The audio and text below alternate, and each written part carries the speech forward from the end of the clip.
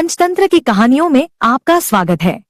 भरतपुर नामक गांव में सुरेश नाम का एक गरीब व्यक्ति रहता था।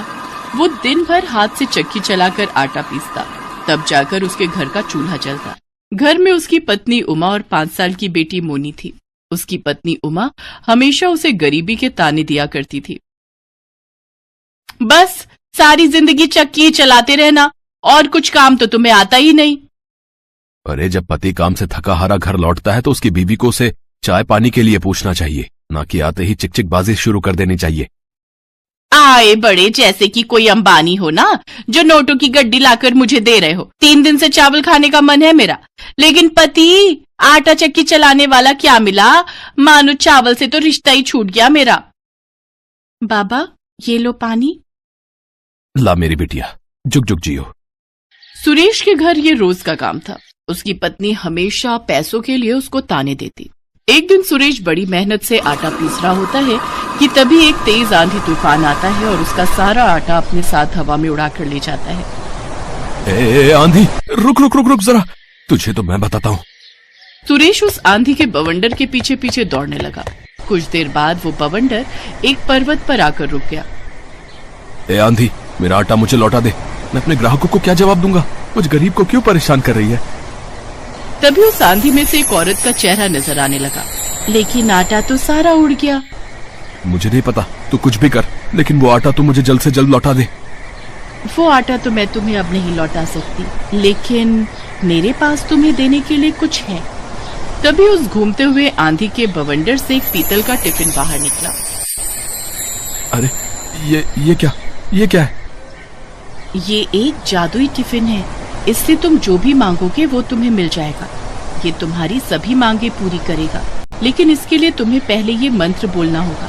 ऐ मेरे जादुई टिफिन, कर दे मेरी मुराद पूरी। जो मैं मांगू मिल जाए मुझको, रहे न कोई ख्वाहिश अधूरी। जल्दी से इस टिफिन को भर दे तू आटे से। सचमुच बड़े ही कमाल का है ये तो। सुरेश खुशी खुशी उस पीतल के टिफिन को लेकर अपने घर पहुंचा। घर में सुरेश की पड़ोसन और उमा की सहेली बिंदु आई हुई थी। उसकी नजर पीतल के उस टिफिन पर जाती है। इस कंगले के पास ये पीतल का टिफिन कहाँ से आया? बिंदु को देखकर सुरेश चुप हो गया और उसने वो टिफिन अपने पीछे छुपा लिया। टिफिन को छुपाते हुए देख बिंदु को उस पर शक हुआ और वो बहाना बनाकर वहां से जाने लगी। अच्छा मैं चलती हूँ, बहुत देर हो गई है, मेरे वो भी काम से आ गए होंगे। लेकिन बिंदु बाहर जाकर खिड़की से सारी बातें सुनने लगती है। क्या है, क्यों घोड़े पे सवार हो रहे हो? मैं तुम्हें अभी एक चमत्कार दिखाता हूँ। सुरेश उस आटे को एक बर्तन में निकालकर उसे खाली करता है और खाली टिफिन को हाथ में लेकर मंत्र पढ़ने लगता है। ऐ मेरे जादुई टिफिन, कर दे मेरी मुराद पूरी। जो मैं मांगू मिल जाए मुझको, रहे ना कोई ख्वाहिश अधूरी। जल्दी से इस टिफिन को भर दे तू आटे से। तभी उस टिफिन में और आटा आ जाता है। बाप रे, ये जादू कहाँ से सीखा है रे आप? सुरेश उमा को सारी बात बताता है। वाह जी वाह, अब तो हमारे दिन ही बदल जाएंगे।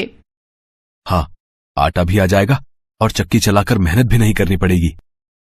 अगले दिन जब सुरेश किसी काम से बाहर गया था और उमा मोनी को लेने स्कूल गई थी, तो बिंदु चुपके से उनके घर गई और वो जादुई टिफिन उसने चुरा लिए और वहां हूबहू वैसा ही पीतल का टिफिन रख दिया। अगले दिन सुरेश को जब आटा पीसने का ऑर्डर मिला तो उसने अपने उस टिफिन का इस्तेमाल करना शुरू किया, लेकिन उसके बार बार मंत्र पढ़ने के बाद भी जब उसमें से कुछ नहीं निकला तो वो गुस्से में चिल्लाते हुए कहने लगा, उस आंधी ने मुझे धोखा दिया है। उसने सिर्फ एक ही दिन का जादू मुझे दिया था। वो गुस्से में आंधी के पास पहुंच जाता है। ए आंधी, तूने मुझे धोखा दिया। लेकिन मैंने तो तुम्हें कोई धोखा नहीं दिया। ये रखो अपना जादुई टिफिन, ये तो अब बिल्कुल भी काम नहीं कर रहा है। लेकिन ये तो वो टिफिन है ही नहीं जो मैंने तुम्हें दिया था।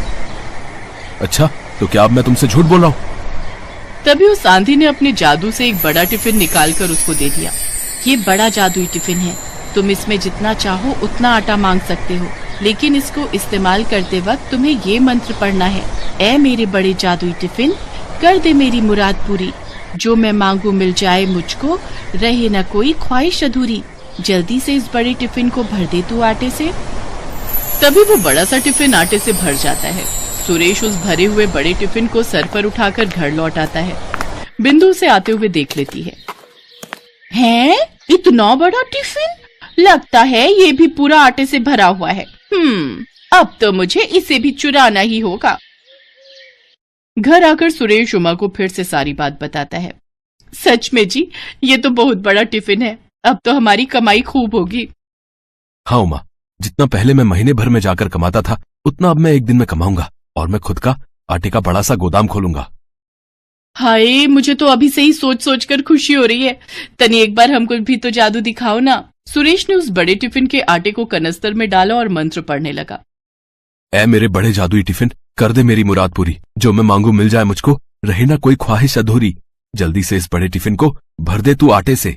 तभी वो बड़ा टिफिन आटे से पूरा भर जाता है और एक बार फिर बिंदु खिड़की से झांक कर ये सब देख लेती है। हाय रे, मर जावा, इतना सारा आटा जी। चलो इसे अभी लाला को बेच आते हैं और इससे जो पैसे मिलेंगे उससे हम चावल और मुर्गी खरीद कर लाते हैं। मेरा बड़ा मन कर रहा है रसेदार मुर्गी और भात खाने का। तो चलो फिर, देरी किस बात की। वो लोग लाला के पास आटा बेचने चले जाते हैं और बिंदु इस बात का फायदा उठाकर जल्दी से एक वैसा ही बड़ा सा टिफिन बाजार से लाकर रख देती है और उस जादुई टिफिन को चुरा ले जाती है। अगली सुबह सुरेश उस बड़े टिफिन को लेकर अपने काम पर पहुंचा और उससे एक बार फिर आटा मांगने लगा। वो काफी देर तक मंत्र पढ़ता रहा। ऐ मेरे बड़े जादुई टिफिन, कर दे मेरी मुराद पूरी, जो मैं मांगू मिल जाए मुझको, रहे ना कोई ख्वाहिश अधूरी, जल्दी से इस बड़े टिफिन को भर दे तू आटे से। लेकिन लाख कोशिशों के बाद भी जब आटा नहीं निकला तो वो गुस्से में तमतमाता हुआ फिर से आंधी के पास पहुंचा। जादुई आंधी, तुमने एक बार फिर मुझे धोखा दिया। नहीं, मैंने तुम्हें कोई धोखा नहीं दिया। झूठ, एकदम झूठ। तुम जब भी मुझे कोई जादुई टिफिन देती हो तो उसका जादू एक दिन के बाद ही खत्म हो जाता है। ये कैसे हो सकता है? आंधी ने जब उस बड़े टिफिन को देखा तो वो समझ गई कि ये वो जादुई टिफिन नहीं है। इस बार मैं तुम्हें एक ऐसी चीज दूंगी जिससे तुम्हें समझ आ जाएगा कि मैंने तुम्हें धोखा नहीं दिया। आंधी अपने जादू से एक डंडा निकालकर सुरेश को देती है। लेकिन इस डंडे का भला मैं क्या करूंगा? इसको तुम ले जाकर अपने घर पर रख देना और जब तुम्हें वो चोर मिल जाए तो उससे कहना, ऐ मेरे जादुई डंडे, दिखा दे तू अपना कमाल, जो भी आए तुझे चुराने उसका तू कर दे धमाल। सुरेश एक बार फिर उस जादुई डंडे को लेकर घर आया और एक बार फिर बिंदु ने उसे देख लिया। जरूर इस डंडे में भी कोई जादू छिपा होगा, अब किसी तरह इसे भी चुरा लेती हूँ। अगले दिन मोनी जब स्कूल गई हुई थी तो सुरेश और उमा ने घर से बाहर जाने का नाटक किया और दरवाजा खुला छोड़कर चले गए। इस बाट में बैठी बिंदु जल्दी से उनके घर के अंदर जाती है और उस डंडे को चुराने की कोशिश करती है। लगता है सभी बाहर गए हैं। जैसे ही बिंदु ने उस डंडे को हाथ लगाया तभी सुरेश और उमा वहां आ गए और सुरेश ने मंत्र पढ़ना शुरू किया। ऐ मेरे जादुई डंडे, दिखा दे तू अपना कमाल, जो भी आए तुझे चुराने उसका तो कर दे धमाल। तभी वो डंडा बिंदु को पीटने लगा। अरे रे, मर गई रे, मर गई। हाय दया, कोई मुझे बचा लो। हा, आई बड़ी सहेली होकर अपनी सहेली के घर चोरी करती है। हाँ, जल्दी से हमें हमारे जादुई टिफिन लौटा दो, नहीं तो इस डंडे की पिटाई से आज तुम यहीं मर जाओगी। हाँ, अभी लाती हूँ। जब तक बिंदु ने सुरेश को उसकी अमानत नहीं लौटाई तब तक उस डंडे ने उसकी पिटाई जारी रखी। बिंदु दौड़कर अपने घर गई और वो दोनों जादुई टिफिन लाकर सुरेश को दे दिए। अब रुक जाओ जादुई डंडे, अब आज के बाद हमारी कोई चीज चुराई ना तो याद रखना। हाय, इतनी मार खाने के बाद तो मैं तुम्हारी क्या किसी की भी कोई चीज नहीं चुराऊंगी। इतना कहकर बिंदु वहां से 9-2-11 हो गई। अब बड़े और छोटे जादुई टिफिन की मदद से सुरेश आटा निकाल कर बेचता रहा। आज के बाद उसे चक्की चलाने की जरूरत ही नहीं पड़ी।